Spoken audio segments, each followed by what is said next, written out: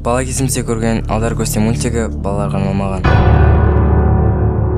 Және мынау көріп тұрған дәу қобылжық шайтан емес, Алдар Көсенің өз шайтан екенін білесіздер ме? Мен бүгін соны түсіндіретін боламын. Видеоның соңына дейін.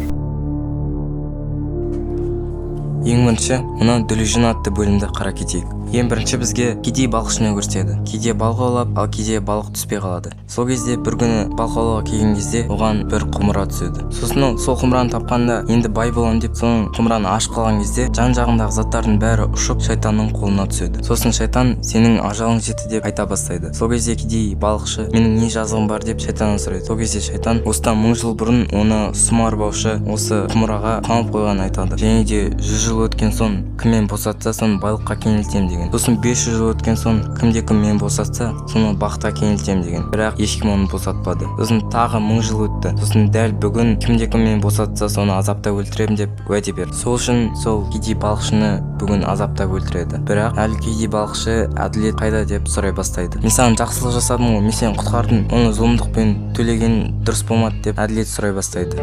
Бұл өмірде әділет бар деп саған кім айтты?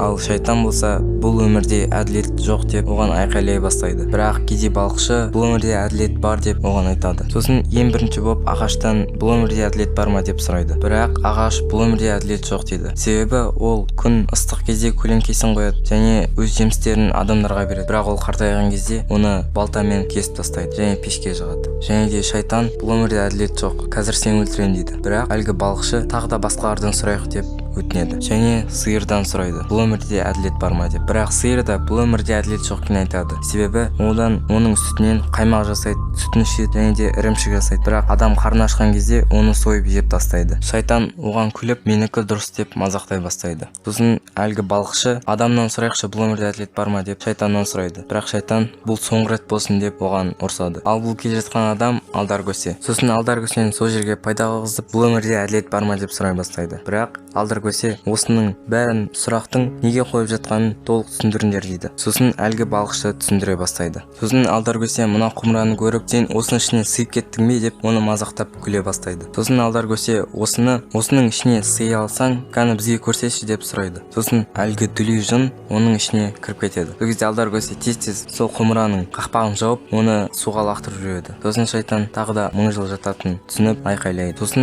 Сосын Алдар Көсе балықшыға: Ал бауырым, келесі жолы жынды босатып жатқанда оны қайта кіргізіп қамауға күшің жете ме?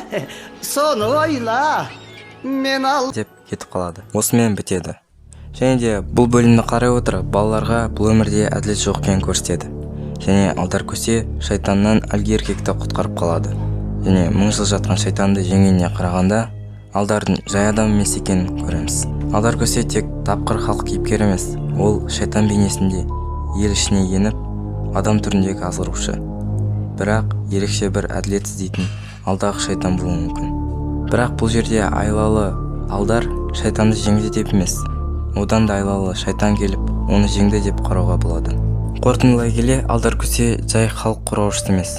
Ол шайтанның өзі, немесе шайтан тектес күштің бейнесі. Ол өтірік алдаудың шебері. Адамдарды ойыншық қылады, бірақ әділет орнататындай көрінеді. Бұл адам кейпіндегі шайтанның образы.